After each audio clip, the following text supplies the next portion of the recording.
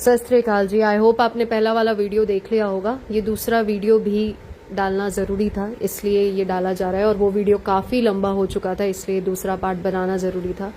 चलते हैं अब डायरेक्टली कॉन्वर्सेशन पे। तो अभी कुछ दिनों पहले एक फ़ोन कॉल आता है गाजियाबाद पुलिस स्टेशन से। ये मैं बात अपनी पर्सनली कर रही हूँ क्योंकि मेरी और शबनम जी के बीच की जो कॉन्वर्सेशन हुई है, जो हिस्ट्री ज्योग्राफी रही है, जो आपको बताई गई है, उसमें क्या डिफरेंस है, ये मेरी तरफ से आपको बताना बहुत ज़्यादा ज़रूरी है।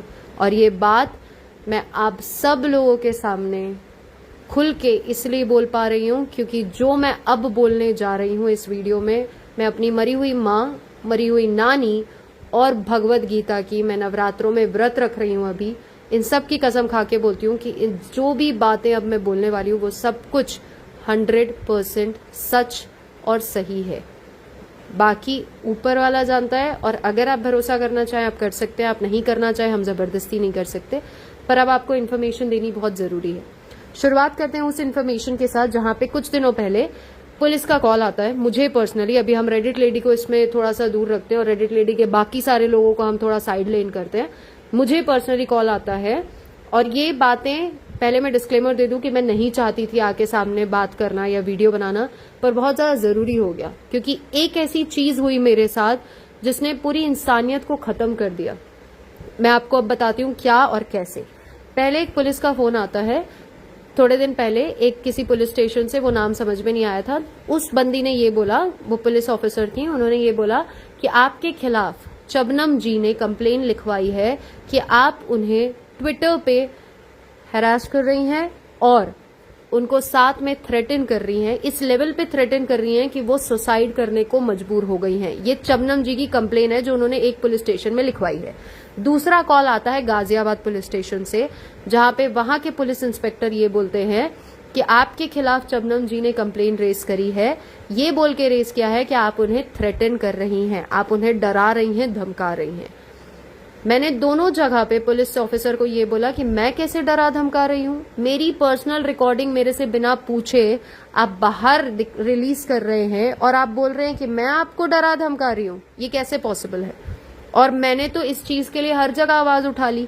मैंने आपके जो पोर्टल होता है इनका साइबर क्राइम का, वहां पे कंप्लेन रेज कर दी, पुलिस को कंप्लेन रेज कर दी, लीगल हायर से बात कर ली, जो हम कर सकते थे, ट्विटर पे डालना था ट्विटर पे डाल दिया, सब जगह हमने काम कर दिया जितना हम काम कर सकते थे, पर हमें रेजोल्यूशन नहीं मिला। पुलिस वाले ने हमें जवाब दिया, आप एक काम कीजिए, आप जाइए किसी पुलिस वाले से मिल लीजिए।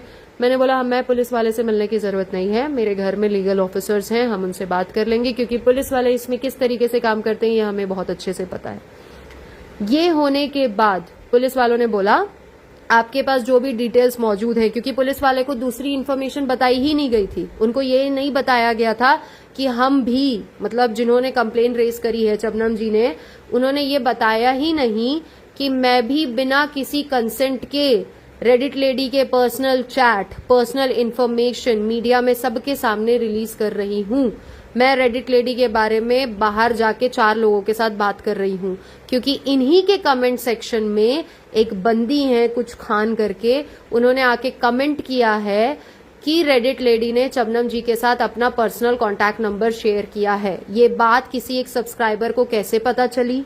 या तो आप बैठ के अपने जो ग्रुप में आओ बहन चुगली करो वाला ग्रुप था उसमें जाके आपने शेयर किया होगा कि ये जो रेडिट लेडी है इन्होंने अपने पर्सनल कॉन्टैक्ट नंबर शेयर किया है, या आपने उनसे बात की होगी। अगर आपने बात की है मतलब आपकी शायद ये आदत में है शबनम जी के कि हर किसी के साथ हर बात शेयर करना है, पर ठीक है, हम इस पे कोई जस्टिफिकेशन नहीं देते हैं। ये पुलिस कंप्लेन हुई थी हमारे खिलाफ और हमने उनको सारे प्रूफ, सारे डिटेल्स भेजे कि ये है वीडियो के स्क्रीनशॉट जहां पे हमारे कंसेंट के बगैर हमारी पर्सनल इन्फॉर्मेशन रिलीज करी गई है, जो कि डेफेमेशन केस के अंदर आता है। उन्होंने हमें बोला आप जाके पुलिस कंप्लेन कीजिए, हमने बोला हम पुलिस कंप्लेन नहीं करेंगे, हम सीधा लीगल हायर से मिलेंगे और देखेंगे आगे की प्रोसीडिंग क्या बोलती है।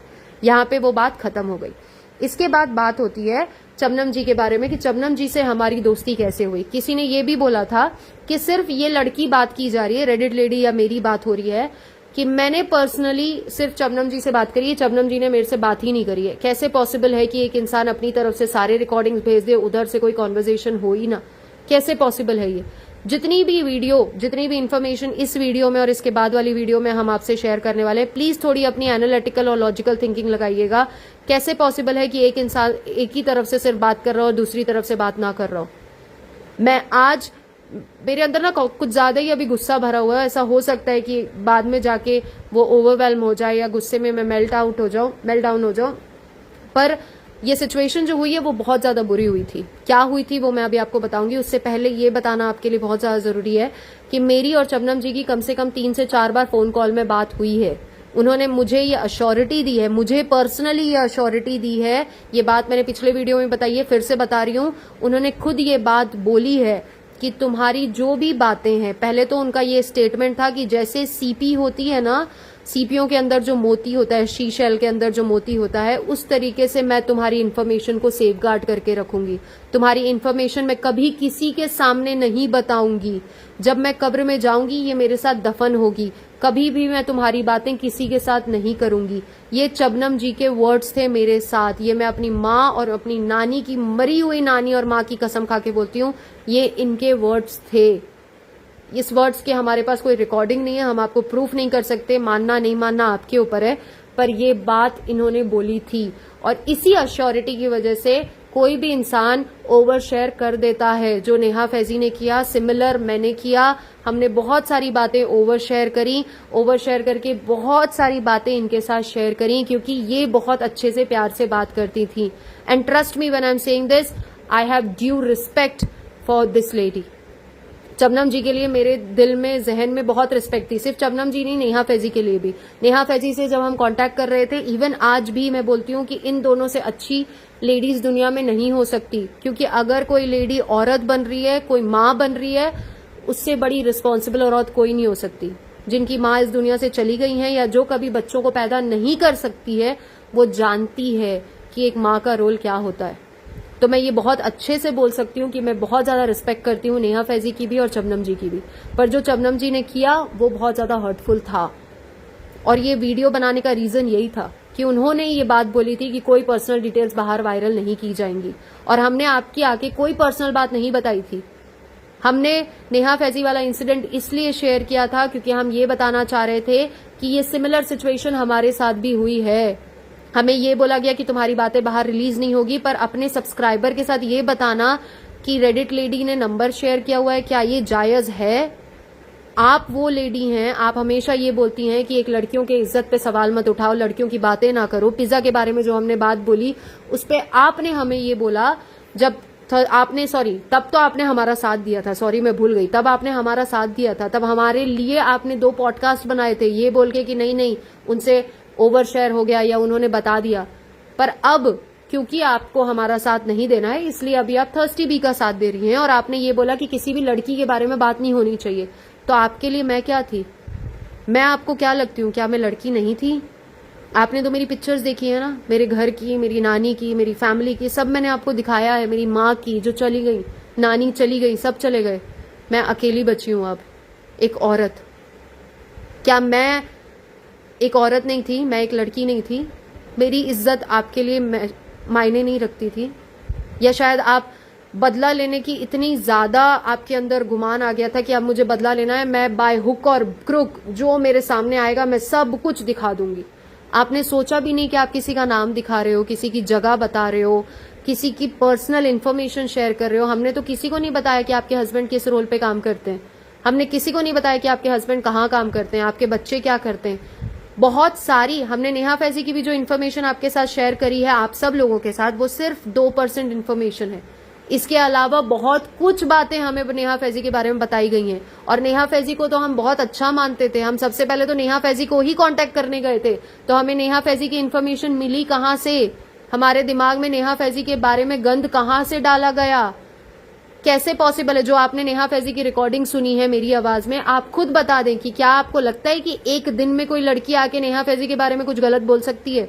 कोई औरत, मैं अपने आप को औरत कंसिडर करती हूँ, औरत आके किसी के बारे में कुछ गलत बोल सकती है? आपको लगता है कि मैं नेहा फैजी के बारे में इतने गलत लफ्ज यूज करूंगी जब तक मेरे दिमाग में कुछ ना डाला गया हो कि नहीं भाई ये ऐसी है वैसी है? हर बार ये बोला गया कि नेहा फैजी अवेलेबल नहीं होती है, किसी की हेल्प नहीं करती है, वो सिर्फ हेल्प उस लोगों की करती है जो इब्राहिम्स के बारे में गलत बोलते हैं। इसीलिए उन्होंने एक कोई लेडी है, उनका नाम मुझे अभी याद नहीं आ रहा है, उनके वीडियोस प्लीज देखिए, अगर वो नीचे कमेंट करती हैं तो मैं उनका नाम आपको कोट करूंगी। पहले भी मैंने किया है पर मैंने कुछ गलत किया है, समायरा या कुछ नाम है उनका। उन्होंने अपने वीडियोस में बताया है पिपिका की बीमारी के बारे में, प्लीज आप उनके वीडियोस देखें, काफी अच्छे वीडियो बनाती हैं वो। ये भी बोला गया कि उनकी हेल्प इसीलिए करी गई है क्योंकि वो इब्राहिम्स के बारे में बुरा बोलती हैं। तो मुझे समझ में नहीं आया कि सिर्फ मुझे क्यों ये कोट किया जा रहा है। इसके बाद हम बात करते हैं जो इनके हस्बैंड है उनके बारे में। उन्होंने खुद हमसे बात करके इनिशियल डे में, जब रेडिट लेडी नई नई आई थी मार्केट में, तब की बात है कि जब वो नई नई यूट्यूब के करियर में अपना करियर बनाने आई थी, जो इनके कुछ लोग हैं, मैं शबनम जी को नहीं ब्लेम करूंगी, पर कुछ ऐसे लोग हैं जो आके बोलते हैं कि आप करियर बनाने आए हैं, पैसे कमाने आए यूट्यूब में।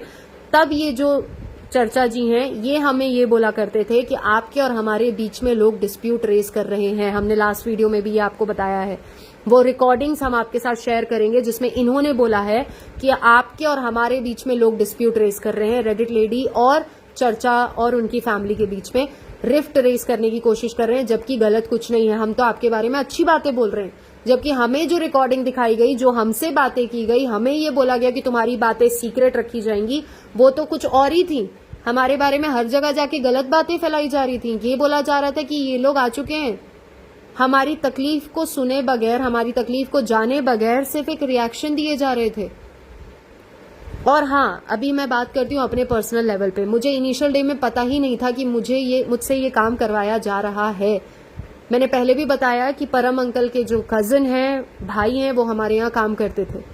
बहुत सारे वीडियोस वो नानी के साथ बैठ के देखा करते थे इनकी फैमिली के, क्योंकि पिपिका हमारे घर में बहुत बड़ी एक स्टाइल आइकन, कितनी सीधी सादी बहू है, ये मेरी नानी का सोच समझ थी। वो हमेशा उनको उस तरीके से अडोर किया करती थी। सिर्फ पिपिका ही नहीं, श्वेता तिवारी, साक्षी तन्वर, सबको देखा करती थी। साथ में वो अंकल भी बैठ के देखा करते थे। तब वो बताते थे कि मेरे भाई इस घर में काम करते हैं, वो बताते हैं कि ये लोग ऐसे नहीं है। वो धीरे धीरे इन्फॉर्मेशन बताने लगे कि ये सही नहीं है, ये ऐसा है, वैसा है, ऐसे नहीं है, वैसे नहीं है। जब उन्होंने बताना शुरू किया, तब क्योंकि मुझे मुंबई और पुणे ट्रैवल करना होता है, मुंबई में भी मेरे बहुत सारे दोस्त हैं, हमने दूसरे वीडियो में उसके बारे में डिटेल शेयर करी है, जिसकी वजह से ये इन्फॉर्मेशन पास ऑन होनी शुरू हुई। तब पता चला कि भाई अगर तुम शेयर कर सकती हो तो कहीं जाके शेयर करो, नेहा फैजी को बताओ, शबनम जी से बात करो, सिजलिंग टी से बात करो, उनके तक इन्फॉर्मेशन लेके जाओ। अगर हम और कहीं तक नहीं पहुंच पा रहे हैं तो एटलीस्ट सोशल मीडिया एक बहुत बड़ा पावर है, इसके थ्रू हम आगे बढ़ सकते हैं। जिन लोगों ने ये बोला है कि जो इब्राहिम से वो कुछ नहीं कर सकते, हमने अगले वीडियो में बताया है कि वो क्या कर सकते हैं। वो आपके सामने आके गाड़ी का एक्सीडेंट नहीं करवा सकते हैं, हम उसके भी आपको क्या बोलना चाहिए, अभी ये बात बोलना गलत हो जाएगा, पर आप सब शायद जानते ही नहीं है कि अंदर अंदर क्या हो रहा है। नेहा फैजी ने खुद ये बात एक्सेप्ट करी है कि फनी के दोस्तों ने लड़कियों को प्रेग्नेंट करके छोड़ देते हैं। तो आप सोचें, लड़कियों को प्रेग्नेंट करना कोई बड़ी बात नहीं है। इब्राहिम्स के लिए ये बड़ी बात नहीं है किसी को प्रेग्नेंट करके छोड़ देना और दूसरी जगह भाग जाना। सिर्फ इब्राहिम्स की मैं बात नहीं कर रही हूँ, उनके जो दोस्त हैं, जो उनके शागिर्द हैं, जो उनके दोस्त हैं, क्या उनके लिए पॉसिबल नहीं है? जब उनके दोस्त फनी के नाम पे जाके लड़कियों के साथ गलत एक्टिविटीज कर रहे हैं, तो आपको क्या लगता है ये पॉसिबल नहीं होगा? क्या हमें नुकसान पहुंचाना उनके लिए डिफिकल्ट नहीं होगा? और ये नेहा फैजी ने खुद ही एक्सेप्ट किया है कि उनके दोस्त ये सब करते हैं। तो क्या हम झूठ बोल रहे थे? हम गलत थे? हम में से बहुत सारे लोगों के साथ बहुत कुछ हुआ, पर स्टैंड लेने के लिए ऑप्शन नहीं था, क्योंकि बहुत सारे लोग डरते हैं पुलिस के पास जाने से। और जब हम पुलिस के पास जाते हैं ना, तो वहां पे बहुत सारे लीगल प्रोसीडिंग्स होते हैं, जो हमने नेक्स्ट वीडियो में बात करी है। आगे बढ़ते हैं शबनम जी के बारे में।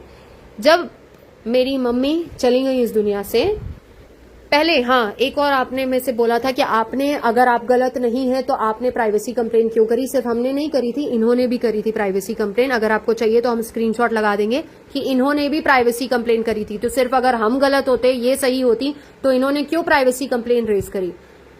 आगे बढ़ते हैं, हम पहले इनकी लैंग्वेज की बात करते हैं। आज इन्होंने एक पूरा वीडियो बनाया जिसमें इन्होंने मेरा नाम चिल्लर यूज किया, जब इनके नाम पे द क्लासी गाय करके एक बंदे हैं, उनका हमने एक पॉडकास्ट देखा था, उन्होंने इनका नाम गिलौटी या चब्बो जी ऐसा कुछ नाम रखा था, तो इनको बुरा लग गया। इनको वो बात बहुत बुरी लगी। इन्होंने कमेंट सेक्शन में जाके बोला या उनसे कोई कॉन्वर्सेशन करी, जो इन्होंने ही मुझे बताया था। इन्होंने ही बोला था कि मेरा नाम मेरे पूर्वजों का दिया हुआ है, वो नाम अगर कोई बिगाड़ रहा है तो वो गलत बात है।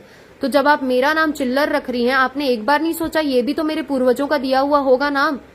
मेरे बाप दादा ने बैठ के डिसाइड किया होगा कि ये नाम आया है, ये नाम से हमको नाम रखना है, इस नाम का ये मतलब होना चाहिए। ये सब कुछ उन्होंने बैठ के अच्छे से डिसाइड किया होगा। पर आपने क्या किया? आपने एक नाम रख दिया चिल्लर। आपने एक दफा भी नहीं सोचा कि चिल्लर नाम सही होना चाहिए या नहीं। आप हमें ब्लेम कर रहे हो कि हमने एक आदमी की गलत पार्ट्स की पिक्चर आपके हस्बैंड के साथ शेयर करी। मैं बीइंग अ लेडी हमने वो पिक्चर शेयर करी। मुझे एक बात बताइए, आप में से जितने लोग इंस्टाग्राम यूज करते हैं, जब आपके पास कोई भी अडल्ट पिक्चर आती है, वहां पे एक डिस्क्लेमर आता है रिस्ट्रिक्टेड पिक्चर। अगर आपको दिख रहा था रिस्ट्रिक्टेड, आपको इतनी चुल क्यों थी कि आपको देखना ही था? और अगर वो पिक्चर शेयर करना गलत हो सकता है, तो आपका किसी को चिल्लर बोलना गलत नहीं है। किसी की पिक्चर के ऊपर वरमाला, सॉरी, वो मरने के वक्त जो माला डाली जाती है, वो माला रेडिट लेडी की पिक्चर, मैं वो स्क्रीनशॉट भी आपके साथ शेयर करूंगी। वो पिक्चर लगाई गई थी इनके थंबनेल में, जहां पे रेडिट लेडी की पिक्चर है और उसके ऊपर वो माला डाली गई है मरने के सिंबल के साथ। आप समझ सकते हैं क्या ये जायज था? एक औरत के लिए, एक लेडी के लिए आप ये सारे काम कर रहे थे, ये जायज था? आपके खुद के वीडियो में आपने एक सेंटेंस यूज किया है, एक स्टेटमेंट यूज किया है कि मुझे घंटा फर्क नहीं पड़ता। घंटा इंडिया में किस चीज के लिए यूज किया जाता है, क्या आपको पता है? और अगर आप घंटा वर्ड यूज कर सकते हो, बोलने में आप इतने आराम से यूज कर सकते हो, तो हम उसको दिखाने में यूज नहीं कर सकते। कैसा फेयर हुआ? कैसे फेयर हुआ ये कैसी हिपोक्रेसी है कि हम घंटा बोल सकते हैं बहुत आराम से कि मुझे घंटा फर्क नहीं पड़ता। इनके कमेंट सेक्शन में किसी एक बंदे ने, हमारे जो सब्सक्राइबर थे उनमें से 2-3 सब्सक्राइबर ने इनके वीडियो में जाके कमेंट किया होगा, जिस कमेंट में ये किसी एक बंदे को रिप्लाई कर रही है कि दिमाग नहीं है क्या तेरे पास? तेरे पास नहीं बोलना चाहिए, सॉरी, दिमाग नहीं है क्या? दिमाग नहीं है क्या? ये लैंग्वेज आप कैसे यूज कर सकते हो? आपकी लैंग्वेज आप देखो, आप किस तरीके की लैंग्वेज यूज कर रहे हो। आस्तीन का सांप, झूठा, मक्कार, फ्रॉड। आपको पता है इंडियन लॉ के अकॉर्डिंग ये सारी लैंग्वेज जब तक आप प्रूफ नहीं कर सकते हो, ये सारी बातें आप नहीं यूज कर सकते हो। गालियां, आप किसी को घंटा जैसा वर्ड आप इतने आराम से कैजुअली यूट्यूब जैसी जगह पे, जहां पे आप वीडियो एडिट करते हो, रिकॉर्ड करते हो, तब आप आके बोल सकते हो सबके सामने। आपको सुनने वाली जनता एटलीस्ट 1 लाख जनता है, वो 1 लाख जनता आपको सुन रही है, आपकी वो लैंग्वेज सुन रही है। अगर आप यूट्यूब में ऐसी लैंग्वेज यूज कर रहे हैं, आप पर्सनली या किसी प्रोफेशनल बैकग्राउंड में आप कैसे लैंग्वेज यूज करते होंगे? इसके बाद ये वर्ड मैं इसलिए बोल रही हूं क्योंकि आपने जाके क्लासी गाय को टोका, क्योंकि उन्होंने गिलौटी वर्ड यूज किया, ये आपने ही मुझे बताया। पर आप मेरे लिए चिल्लर वर्ड यूज कर सकती थी। रैबिट के लिए मैं कुछ नहीं बोलूंगी, आपकी चॉइस थी। चिल्लर वर्ड यूज किया आपने मेरे नाम के लिए, आप कुछ और रख सकती थी, और भी बहुत सारे ऑप्शन हो सकते थे। आपने चिल्लर वर्ड यूज किया नाम के लिए। मेरा नाम भी किसी पूर्वजों ने ही दिया है। आगे बढ़ते हैं। इसके बाद एक बंदी आती है प्रिंसेस नाम की, जो हमने पहले से ना, हम आपको ये बात क्लियर कर दें कि जब हमने उनकी पिक्चर डाली थी स्क्रीनशॉट लेके, क्योंकि हमें स्क्रीनशॉट किसी और ने भेजा था, हमने चेक किया था कि उसके कितने फॉलोअर्स हैं, कितने पोस्ट हैं। तो हमने देखा प्रोफाइल प्राइवेट थी प्रिंसेस की। उस प्रोफाइल में कोई भी पिक्चर्स नहीं थे तब तक। उनके फॉलोअर्स लिस्ट में कुछ 100 कुछ फॉलोअर्स थे, और जो उनको वो 100 या 200, हमको एग्जैक्ट नहीं याद है न्यूमेरिक, बट जो इनकी फॉलोइंग लिस्ट थी उसमें ये सिर्फ 2 लोगों को फॉलो कर रही थी और अकाउंट प्राइवेट था।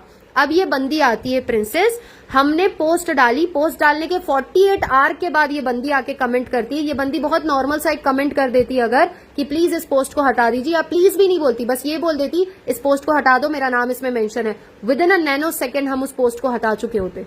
पर इस बंदी ने आके क्या कमेंट करना शुरू किया, पहले तो इस बंदी ने 3 बार अपने कमेंट चेंज किए, पता नहीं क्यों।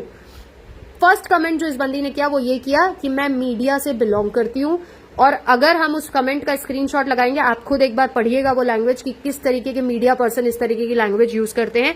एंड दैट टू जब आप मीडिया पर्सन होके इस तरीके की लैंग्वेज लिख रहे हैं in the sense upper case, lower case, हमको बहुत क्लियरली एटिकेट समझाए जाते हैं कि अपर केस सिर्फ तब यूज किया जाता है जब आप किसी के साथ रूड हो रहे हो, किसी को ऑर्डर दे रहे हो। यहाँ पे वो अपर केस यूज हो रहा है, लोअर केस यूज हो रही है, धमकी दी जा रही है हमें। धमकी क्या थी उसमें? ये था कि इसमें मेरा नाम मेंशन है, इसको हटा दो, नहीं तो मैं लीगल प्रोसीडिंग के लिए चली जाऊंगी, मैं पुलिस में केस कर दूंगी। ये धमकियां थी। इस धमकियों के बाद वो एडिट होता है कमेंट थोड़ी देर बाद। एडिट होने के बाद उसमें कुछ और इन्फॉर्मेशन लिखी होती है मराठी लैंग्वेज में कि मुझे न्याय पर भरोसा है, न्याय की बात की गई है। तो ये कमेंट 2 से 3 बार एडिट होता है। एडिट होने के बाद हमें उसमें टाइमलाइन दी जाती है। एक बात आप सब सोचिएगा, अगेन अपनी एनालिटिकल और लॉजिकल थिंकिंग लगाइएगा। एक बंदी एक पोस्ट के डलने के 48 आवर्स के बाद मुझे आके बता रही है कि वहां पे उस पोस्ट की वजह से उसको हैरासमेंट फेस करना पड़ रहा है, उसको थ्रेट्स फेस करने पड़ रहे हैं उस आईडी में जो प्राइवेट आईडी है, क्योंकि प्राइवेट आईडी के बारे में इंस्टाग्राम में जो प्राइवेट आईडीज होती हैं उन्हें रेगुलर कॉल्स और मैसेजेस नहीं आ सकते। एक दूसरा फोल्डर होता है जहां डिटेल जाके सेव होती है। इसके बाद भी उस बंदी ने आके हमें ये थ्रेटन करने की कोशिश करी कि मैं तुम लोग के खिलाफ पुलिस कंप्लेन कर दूंगी, ये वो, उसने सब कुछ बोल दिया वहां पे। इसके बाद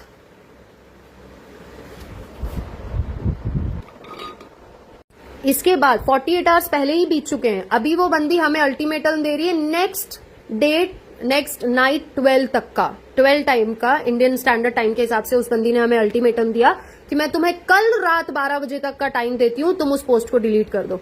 अभी आप खुद सोचें, अगर कोई लड़की हराश हो रही होगी, कोई परेशान हो रही होगी, किसी को थ्रेट मिल रहा होगा, तो क्या वो ये करेगी? वो हमको अल्टीमेटम देगी कि मैं तुमको कल तक का अल्टीमेटम दे रही हूँ, 2 दिन तो पहले ही निकल चुके हैं, अभी 2 दिन तुम और लगा के रख लो, 2 दिन बाद ये पोस्ट डिलीट हो जानी चाहिए। इसके बाद वो लड़की हमें कमेंट किया, हमने उनको रिप्लाई किया कि आप जाइए लीगल प्रोसीडिंग के लिए, अगर आपको कोई जरूरत हो तो प्लीज हमें बता दीजिएगा, हम आपकी हेल्प कर देंगे। क्योंकि कमेंट में आप हमें झुका सकते हैं, कमेंट में शायद आप गंदे कमेंट जो कर रहे हैं आप में से कुछ लोग, वो हमें ओवरवेल्म कर सकते हैं, हमें बुरा फील करवा सकते हैं, बट लीगली हम जहां पे खड़े होते हैं ना, हमें पता है कि लीगली हम कितने स्टेबल हैं। हम जो बातें यहाँ पे आके आप सबके सामने कर रहे हैं, इसके पहले लीगल डिस्कशंस होते हैं कि हमें क्या बोलना है, क्या नहीं बोलना है, कौन सी लैंग्वेज यूज करनी है। आज तक आपने खुद नोटिस किया होगा, डे 1 से लेकर अब तक किसी भी वीडियो में हमने नल्ला, नल्ली, कल्ला, कल्ली ऐसी लैंग्वेज यूज नहीं करी है। कोई भी गलत लैंग्वेज हमारे वीडियो में, किसी भी वीडियो पॉडकास्ट में आपको सुनने को नहीं मिलेगी। हमने सिर्फ नाम उल्टे लिए हैं, उसके अलावा हमने कोई गंदी लैंग्वेज, घटिया लैंग्वेज किसी के लिए यूज नहीं करी है, किसी के लिए भी नहीं। जो भी हम काम कर रहे हैं वो लीगल दायरे में रह के कर रहे हैं। हमारा लीगल सपोर्ट इतना स्ट्रांग है कि हमको जरूरत नहीं है किसी से इस लेवल पे डरने की जिसमें हम गलत नहीं है। वहां पे हमने उस बंदी को बहुत क्लियरली बोला कि अगर आपको जाके कंप्लेन करनी है आप कंप्लेन कीजिए। हमने उनको लीगल डिटेल्स भी दी, क्योंकि हमारे पास उन्हीं के ही बंदों ने, उनके जो चर्चा जी हैं, उन्होंने ही कुछ ऐसे स्क्रीनशॉट्स पहले भेज दिए थे जिसमें इस प्रिंसेस के चैट थे, जिसमें प्रिंसेस ये कॉन्वर्जेशन कर रही थी। बीइंग अ मीडिया पर्सन जो ये प्रिंसेस हैं, ये बैठ के वहां पे कॉन्वर्जेशन कर रही थी कि मुझे तो लग रहा है ये रेडिट लेडी नहीं, ये कोई पिपिका है, ये तो पिपिका ही है। मुझे पता है चबनम जी आप बहुत ध्यान से वीडियो देखोगे और आप इसकी, ये उनकी कॉन्वर्जेशन थी। मीडिया पर्सन इतने अच्छे से वहां पे कॉन्वर्जेशन कर सकते हैं, यहां आके वो मुझे धमकी देके जा रहे हैं, मुझे in the sense Reddit lady को। इस धमकी के बाद हमने वहां पे रिप्लाई किया, हमने कमेंट को हटा दिया। 2 दिन हमने कमेंट रखा, कमेंट हटाया। जब कमेंट हटा दिया हमने, उसके बाद एक दूसरा पोस्ट हमने किया, उसमें भी ये बंदी आके कमेंट कर रही है सी यू इन द कोर्ट। फिर वो कोर्ट में नहीं पहुंच पाई। कोर्ट पहुंचने के बाद वो पहुंची रिएक्ट विद वैभव की आईडी में, भाई के पास जाके उन्होंने भाई के नीचे भी कमेंट करने शुरू किए। भाई ने उनका मजाक नहीं उड़ाया, भाई ने उनको सिर्फ इतना बोला कि आप जाके कायदे से उनको रिक्वेस्ट कर दीजिए, वो हटा देंगे। और हमारे लिए वो कमेंट्स, वो पोस्ट मैटर ही नहीं करते थे। हम विद इन नैनो सेकेंड्स वो सारे पोस्ट हटा देते। अगर आप सिर्फ इतना बोल देते कि वो हटा दो, हम हटा देते।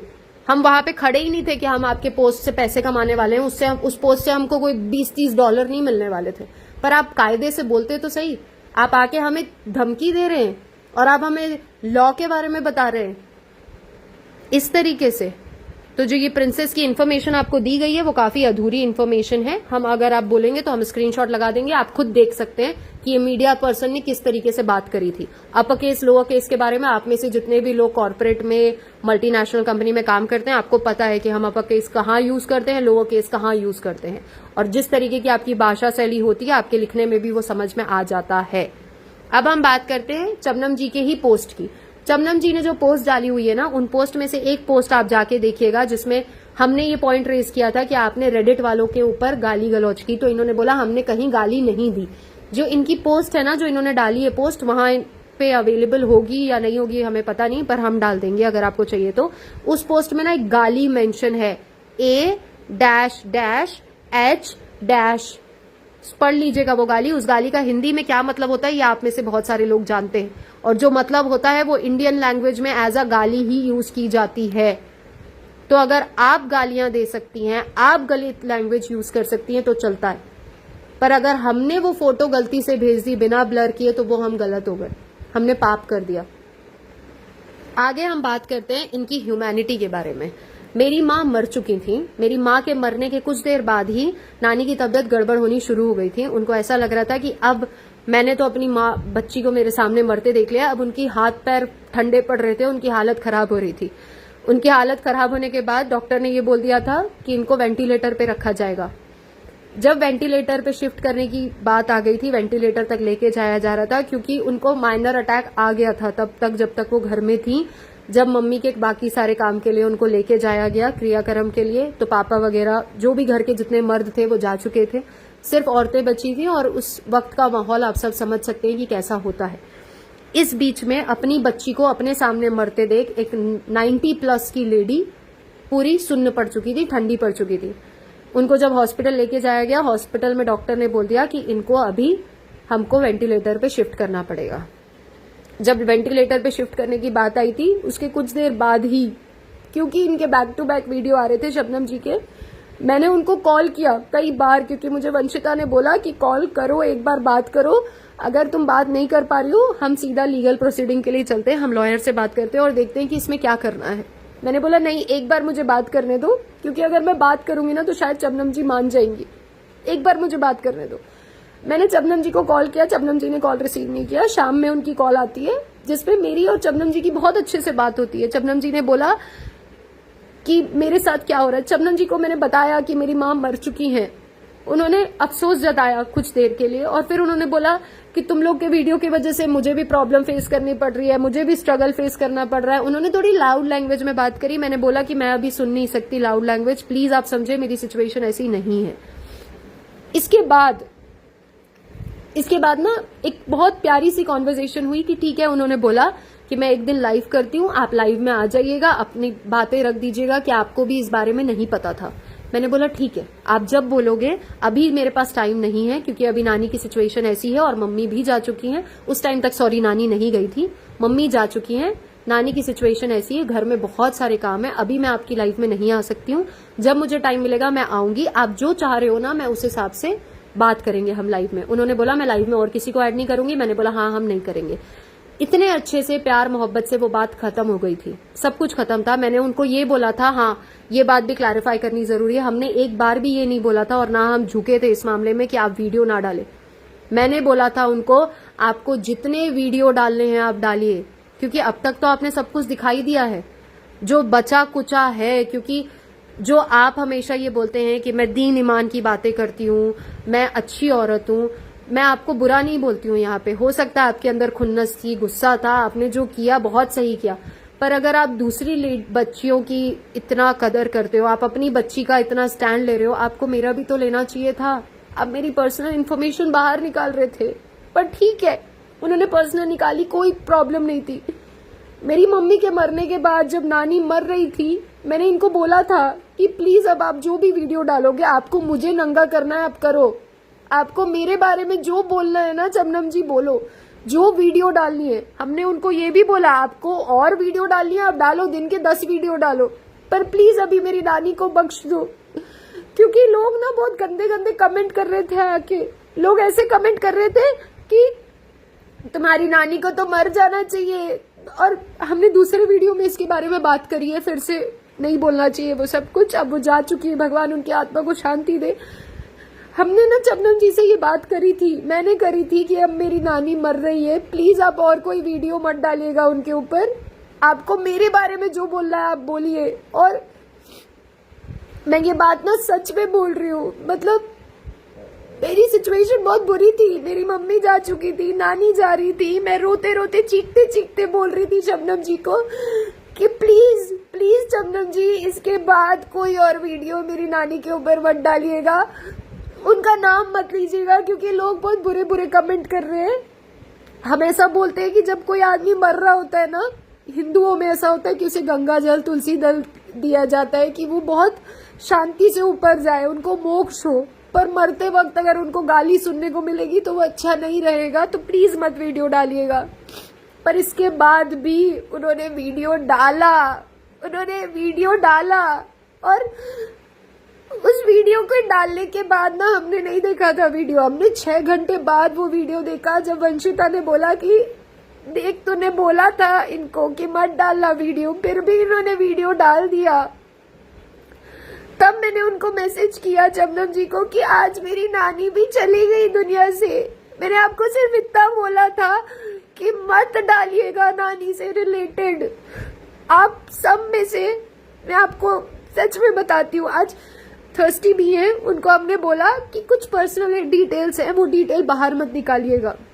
अभी की तो हमने कोई उनके वीडियोस नहीं देखे हैं, पर पुराने जो देखे थे उसमें थर्स्टी बी ने कोई भी बात नहीं करी। मुझे नहीं पता उस लेडी की एज थर्स्टी बी की कितनी होगी, 28 साल 30 साल, पर उनको इतना सेंस था, उन्होंने वो सारी बातें नहीं करी। बींगा जो भी पर यहाँ पे चमनम जी के साथ तो हमारा बॉन्ड था ना, हमने तो उनके साथ सब कुछ शेयर किया था, और इसलिए किया था क्योंकि बॉन्ड दोनों तरफ से था। ऐसा बिल्कुल नहीं था कि सिर्फ एक तरफ से था, दोनों तरफ से रिश्ता था। और उसके बाद मैंने बोला था कि नानी के बारे में मत डालो, अब प्लीज उनका नाम हाइड कर दो, पर फिर भी उन्होंने वीडियो डाली।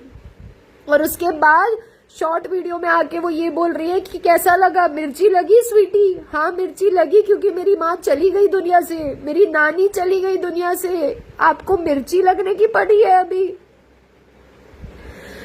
चले इस बात से हटते हैं, बात करते हैं हम नेहा के बारे में। जो नेहा के बारे में बोला जा रहा है ना कि हमने नेहा के बारे में झूठ बोला है, हमने नेहा के बारे में कोई झूठ नहीं बोला।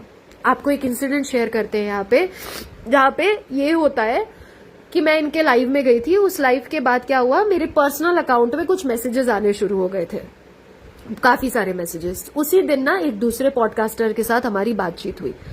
उस बातचीत के बाद ये इंसिडेंट मैंने चमनम जी के साथ शेयर किया कि देखो आपकी लाइव के बाद ये मैसेजेस आ रहे हैं और ऐसी ऐसी लाइव है।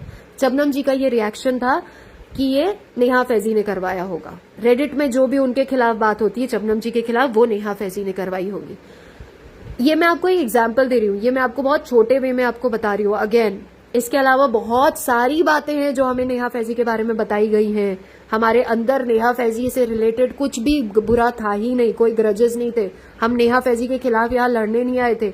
हमारे लिए तो नेहा फैजी बहुत बड़ी लेडी थी। उस वक्त जब हम अपनी इन्फॉर्मेशन शेयर करना चाहते थे, हम सबसे पहले नेहा फैजी के पास ही पहुंचे थे, हमने उनसे ही बात करनी चाहिए थी। और अभी भी बहुत सारी बातें ऐसी है जो शायद नेहा फैजी को नहीं पता और हम बता नहीं पाए उनको डिटेल में, क्योंकि जब हमारी बात हुई वो बात भी बहुत कम वक्त के लिए थी, क्योंकि उनकी क्लासेस थी। अगर वो सुन पाती तो हम बताते कि हम कितना कुछ सफर कर रहे हैं। जैसा मैंने शायद पिछले पॉडकास्ट में, इससे पहले वाले में बोला है कि जिस बंदे का इन्होंने पैसे नहीं दिए और खा गए वो मेरे क्लोज रिलेटिव है, और ये नानी वाला ही रीजन था जिसकी वजह से हम द क्लासी गाय को मैसेज कर रहे थे कि प्लीज अपने वीडियो में कहीं पे भी नानी का जिक्र मत कीजिएगा। पर पता नहीं उन्होंने क्या समझा, मुझे नहीं पता। उस क्लासी गाय, आज मैं इसलिए उनका नाम को कोट कर रही हूँ कि एटलीस्ट मेरी नानी के मरे में, मेरी माँ के मरे में उस बंदे ने आके कमेंट तो किया, रेस्ट इन पीस का कुछ तो बोला। वो थर्स्टी बी जिनके साथ कोई रिलेशन नहीं था हमारा, हमारे साथ उनके पंगे हुए थे इनिशियल डे से, उस बंदी ने ये बोला अपने रिकॉर्डिंग में कि किसी की हाय लगती है, इतना बुरा किसी को मत बोलो। लेट्स टॉक 2.0 पूरा पॉडकास्ट उन्होंने हमारे ऊपर बनाया कि इंसानियत मर गई है क्या। रिएक्ट विद वैभव, बेचारे भाई को कितना कुछ हमारी वजह से सुनने को मिल रहा है, कितना कुछ आप लोग जा जाके उनके कमेंट्स में बोल रहे हैं, उनके अगेंस्ट में लाइव बन रही है, पर एक बार ये नहीं देखा जा रहा कि क्या हो रहा है। ये चमनम जी अपने ही पॉडकास्ट में 10 बार ये बोल सकती हैं कि मैं किसी के अच्छे में नहीं जाऊंगी पर किसी के बुरे में जाऊंगी। मेरी माँ का मरना बुरा नहीं था, मेरी नानी का मरना बुरा नहीं था। आपके साथ मैं वो रिकॉर्डिंग्स इसमें तो शेयर नहीं कर पाऊंगी, ये वीडियो बहुत बड़ा हो रहा है। इसके बाद मैं वो रिकॉर्डिंग शेयर करूंगी, आप खुद सुनिएगा कि आपको लगता है कि हमने झूठ बोला अपनी नानी का मरना और माँ का मरना, और कौन बोलता है झूठ।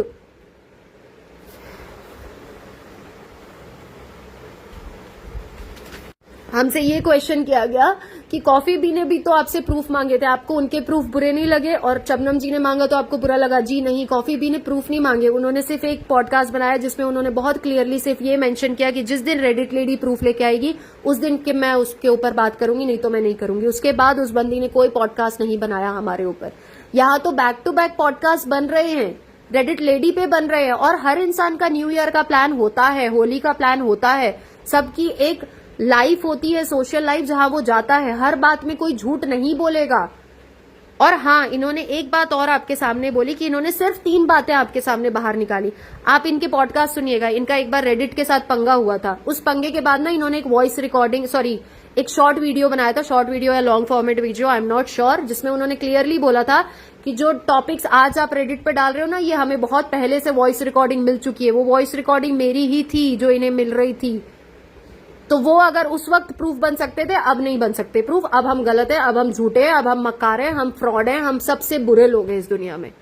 इसके बाद इन्होंने ही, इनके जो हस्बैंड है, उन्होंने ही एक वीडियो बनाया जिसमें इन्होंने मेंशन किया कि पेहान को डांट पड़ी थी जब वो पुणे से वापस आया था। इन्होंने ही मेंशन किया है एक जगह कि चगवान कलेक्शन से 35 या 65% का इनको डिस्काउंट मिलता था।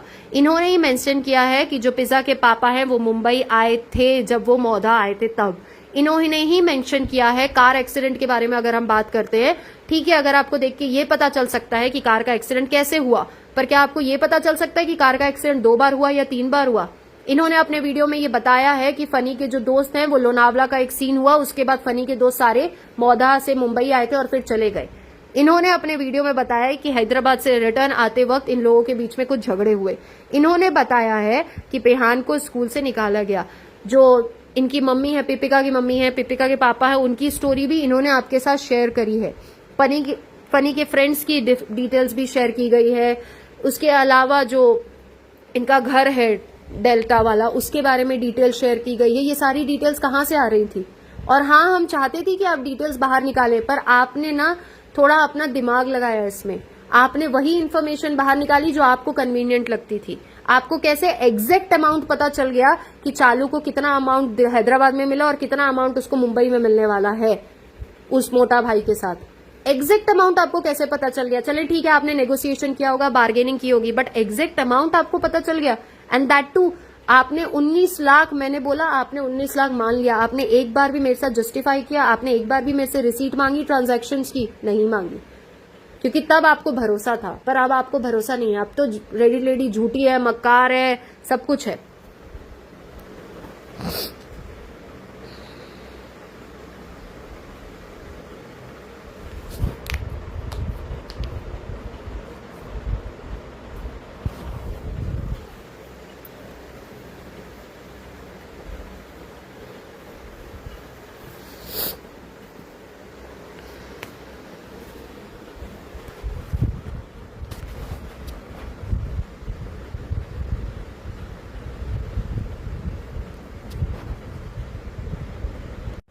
और हम ना वो लोग थे, या मैं वो इंसान थी जिसने शबनम जी के बारे में हमेशा तारीफ करी। जिससे भी बात की ना इनिशियल डे में, सबको यही बोला कि मुझे वो लेडी बहुत पसंद है, मुझे उनके तौर तरीके बहुत पसंद है। क्योंकि जब हमने उनकी पर्सनल डिटेल्स सुनी ना, जब उन्होंने बताया कि उन्होंने अपनी लाइफ में क्या किया है, जिस हेल्थ स्ट्रगल से वो गुजर रही है, वो सुन के ना एक्चुअली ऐसा लगा कि यार कितना कुछ फेस करना पड़ता है एक लेडी को।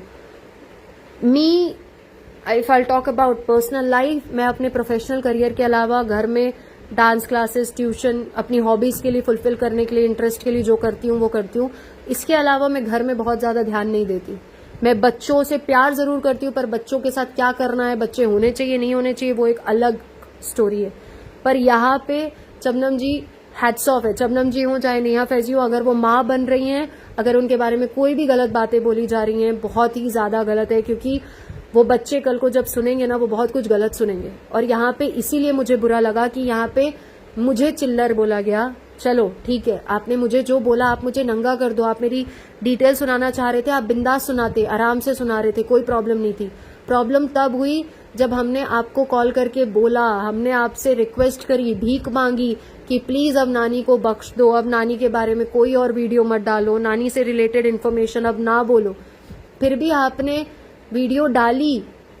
ये बात बहुत ज्यादा हर्टफुल है कि आपने आप हमेशा खुद ही बोलते हैं कि किसी के बुरे में हमेशा हमें अवेलेबल होना चाहिए, तो क्या ये माँ का मरना, नानी का मरना बुरा नहीं था?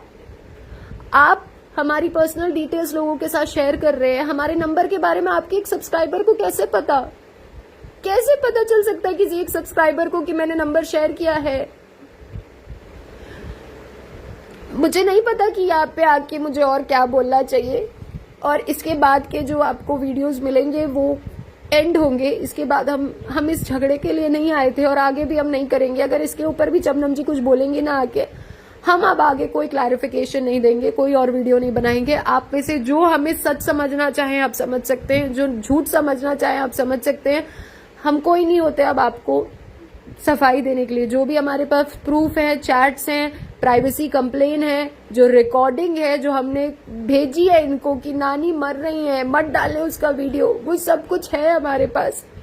और जो ये बोल रही थी ना कि डिसअपियर ऑन नहीं किया, इनकी ये आदत में है। अभी कुछ टाइम, अभी जो मैं आपको इंसिडेंट बता रही हूँ ना, जो इंसिडेंट हुआ उसमें भी इन्होंने डिसअपियर ऑन किया, फिर इनको शायद रियलाइज हुआ होगा, इन्होंने ऑफ किया, पता नहीं।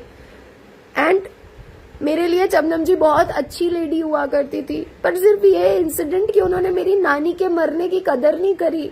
मेरे भीख मांगने, रोने, चीखने के बाद भी उन्होंने वीडियो डाली।